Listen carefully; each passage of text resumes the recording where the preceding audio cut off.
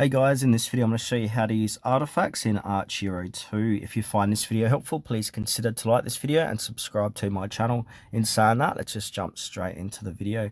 Okay, so these artifacts are special items that give your hero permanent buffs and unique abilities, making them one of the most important progression systems in Archero 2. Using them properly can greatly boost your power. So there's a few different ways how we can go about doing this. So the first way, we need to go ahead and unlock these artifacts.